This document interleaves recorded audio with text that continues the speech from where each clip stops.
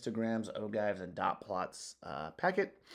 Again, if you need to pause to fill in all the notes that I have in those sections, great. Pause me, do that, copy down the notes when I get to those sections, and then unpause me, I'll kind of explain what's going on. So this right here is what we call a relative frequency graph. Essentially what it's going to do is it's going to take a histogram, but instead of doing frequencies to say, oh, there's 4 data points in the 16 to 18 class, we just convert it to a percent. That's the only difference. And then we make a graph that is percentages. So as far as like shape, very, very similar to what you would see on a histogram if you flip back and forth. So I use the same classes from the histogram page, same frequencies. I just converted to percentages. So there was 25 total data points. So 1 out of 25 data points is 4% of all my data. 0 is obviously 0%. 4 data points in the 16 to 18 class, well, 4 data points out of 25, 16%. So on and so forth the rest of the way. After that, drew a graph, classes across the bottom, percents across the side, title across the top, and then I'm just plotting with dots where all these percentages are. I got a little scrunch there, but whatever. I put dots at where all my percentages are, and then just play the game and connect the dots. That's what a relative frequency graph looks like. These graphs aren't as common, but you do need to know how to be able to read them. So again, you're not going to create this, so don't stress about that part. Be focused on the understanding. So shape, you can still see modals. You'll see gaps when we hit down to 0%. You'll see that on these. It's kind of hard with, with shape. You can see that outliers, you kind of have to wait for those 0% to kind of show those gaps to show outliers. Center, since we're dealing with percentages, you have to think about median as a percentage. Okay, so since we're dealing with percentages, think of a median as a percentage. So median is exactly in the middle and splits our data at 50%. So you got to figure out, where do we cross that 50% threshold? And that's where your median is at. So here we're at 4% total. Don't add anything else. Add 16, so we're up to 20. Now we're up to 36. If I add on another 36, that's where I'll cross that 50% threshold. So I'm just adding percentages until I hit and cross 50%. That's where the median is. So in this case, the 22 to 24 is where I cross 50%. So I could say, yeah, the median is an agility test score of 22 to 24. There you go. And then as far as spread, same sort of deal as histograms. Take the high minus the low. There you go. Take the highest point minus the lowest point. You got a range. If you want to get real, real wild, you could go the IQR route. Wouldn't recommend it, but you could go the IQR route. You do know a median is going to split it in half at 50-50. But then you know your Q1 and your Q3s are going to be at the 25% mark. So once you know where those 25% crosses and the 75% crosses, you could figure out where the IQR is. You could figure out Q1, Q3, but that's just kind of a whole train wreck. So that's why I stick with range. Second graph I want to point out, this is a cumulative relative frequency graph. This one likes to pop up a lot on AP exams. It's very, very interesting.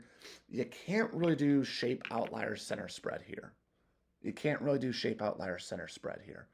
There's a lot of other things we could do with it. So let's first talk about how it's created, and then what important features can you see in these that tell you a lot. So it takes all the information that the graph had up above. So there's my classes, there's my frequencies. Okay. The only thing it's going to do is it's going to start doing a accumulation here. So a cumulative frequency. So I'm just going to start adding the percentages that come at this class and everyone before it. So right here, 4% of my data is covered. If I move to the next one, this cumulative frequency is the result of taking 4 plus 0, which is still 4. If I move to the next cumulative frequency, this is the result of taking 4% plus 0% plus 16%, which adds up to 20. If I move again, this is the result. This 36 is 4 plus 0 plus 16 plus 16, which is 36, So what this number represents, What this number represents is 36% of all of my data is in the 19 to 21 class or before. So I know 36% of all these agility test scores is at 21 and below. That's what I know. Okay. So that's kind of how you can read those points. You could have found this 19 to 21 point right here. These are the exact same thing. So if I'm like, hey, read this individual point, what is this about? What, 19 to 21? We're at about 36. So 36% of my data is at an agility test score. I don't have a title on here. An agility test score of 21 and below. There you go. Some things you want to point out is with these graphs. So how I made it is I'm taking the classes and the cumulative percentages over here, cumulative frequencies. That should be percentages. I don't know why I wrote that. It's embarrassing, but I'm also not feeling well, so whatever. Cumulative percent over here is you want to be on the lookout. Some features of the graphs, look out for where the data is super, super steep and where the data flatlines. Okay, so where the data is flat and where it's super, super steep are kind of the two things I look for in ogives. So this data set, it goes up to the 10 and 12 class, and then it stays flat. Remember, this is a cumulative percentage. So I know I got data in this 10 to 12 class. That's why we went up. The fact that we stayed flat here means there is nothing here in the 13 to 15 class. So if you see a flat ogive there, that means there's nothing happening, okay? There is no data in that 13 to 15 class because we are staying flat. If I saw it flatten out somewhere else, that just means there is no data in that class before. So we kind of knew that in the construction. 13 to 15 has none of our data for us. That's why we're seeing flat. The other thing you want to be on the lookout is super, super, super steep pieces. So I'm just going to kind of box this up right here.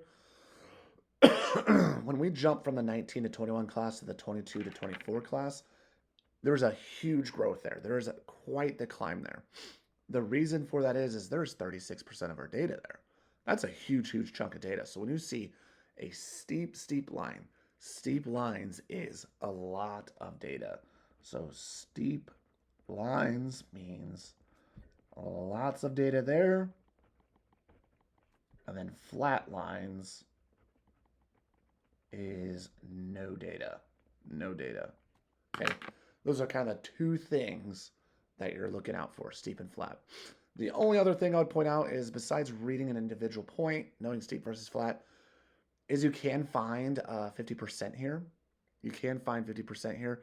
You would want to know, where do I cross that 50% threshold? Where do I cross that 50% threshold? So here's 50% here. We cross the 50% threshold when we're going to the 22 to 24 class. Okay, we cross the 50% threshold when we're in the 22 to 24 class. So I know this 22 to 24, that is my median, because that's where we're crossing 50%. If I want to know, hey, where are we crossing the 80% threshold? The 80% threshold, same sort of deal. 80 comes over. We cross in this section right here. So 25 to 27 is where we cross the 80% threshold, if you want to know that. Okay. Ogive, it kind of pops up there because it's a little bit different graph out there, so it's a little bit interesting. The remainder of this packet, I'm going to move much, much faster because there are other graphs that are not as common. So there's an ogive. Dot plot, you guys actually made one of these first or second day of school. Very, very simple. Slap a title on it, number line across the bottom, and you're just putting dots where data points are. With these, you can see shape very, very easily. You can see the individual data points easily. So if I wanted to convert all these dots to specific data points and calculate a mean, can totally do that. You can see outliers very, very, very easily. You could do, like I said, a mean if you wanted to, or you can count up all the data points and find the middle data point for the median. Could do that there. For the spread, you could do the range if you wanted. You could try and calculate the interquartile range, but I kind of leave that for box and whisker plots. So dot plot's kind of boring, but you can do all shapes with it, outliers, center. You could do means and medians with it, and spread. Last page of notes, and this one goes kind of big or quick. I just want to make you aware of other types of graphs to know about. So this is qualitative data. Everything we've been talking about to this point is quantitative. Data points that are numbers. Qualitative data is more categories, which you're used to. I just want to point out what's kind of out there, okay? So most common one, bar graph. This is a side-by-side bar graph. So this is environmental club membership. This is printed in black and white, so it's hard to see. Different bars, can see what percentage of people were in each of the different bars. So we say, cool, great. So we can see what percentage of people never owned a snowmobile and are part of the environmental club is a pretty high amount. Where and those not in the environmental club, they rent snowmobiles, so good for them. Okay, that is side-by-side bar graph. Down here, these two are very, very interesting. A segmented bar graph. It doesn't show up well on this video, but it does show up probably on your copies. You just kind of stack the bars on top of it. So this entire bar represents 100% of our data. 100% of our data not in the environmental club, and 100% of our data in the environmental club. So the biggest part of the bar under there tells you the section. So I can still see here that yes is the biggest section, or sorry, never owned is the biggest section under yes. It's kind of a little bit hard to see here, but it looks like the rent group is the biggest part under the segmented bar graph. Bar graphs, you've probably seen them, seen plenty of them, great, grand, wonderful. What you probably haven't seen is a mosaic graph. A mosaic graph. So it is a bar graph, but instead of just doing bars for height, it also accounts for width, okay? When we're looking at this other graph up here, like I see, yeah, percentage of people in the environmental club, percentage of people not in the environmental club, I say, great. What I don't know is how many people are actually in the environmental club and how many people are not in the environmental club. I do not know that. Don't know it, okay? What a mosaic graph does is it's still going to show your percentages, so the percentages of own, rent, and never use a snowmobile, but it's going to use width to kind of represent how much data there. So the width of this no part of my mosaic graph is huge. The width of no is huge. That means there's a lot more people that are not in the environmental club because the width of my yes is much, much skinnier. So mosaic graphs are a little bit new to AP Stat students. The width kind of tells you, well, how many people are in these two categories because it's not very clear here. One final one I want to show you, and then this will be the end of this very, very long video. Two-way table. It's a way to count up and represent multiple categories. So I have categories across the left, categories across the top. So I broke down males versus females. Across the top, sport utility vehicle and sports car. So I see 21 here. Well, what I know is there's 21 males that have a sport utility vehicle. There is 39 males that have a sports car. If I go to the end in the total column, I know there is a total of 60 males. I know there is a total of 180 females. I can go down these columns too, down this column. There's 156 people that I guess own an SUV, and there's 84 that own a sports car. Altogether, this total row and total column is a pretty important number. Total row and total column just tells you how many total people are represented in this. So I have 240 people that are going to be broken down by male and female, and sport utility vehicle versus sports car. It's a little bit fast, so if you need to rewind me, pause at any of those points in time, great, grand, wonderful. That is the end of these notes. Hopefully the sub gives you homework for you, okay? Homework for you. You can do it tonight, or you might have some time in class Friday. It says graded homework assignment in the corner. Graded homework assignment in the corner. This is the take-home assignment. This is an assignment that you're going to turn in. I'm going to mark it up as if it's a test question and see, hey, do you know what's going on in this class? Can you do these things? So you're going to have a graded homework assignment. Hopefully that's passed out with this packet too.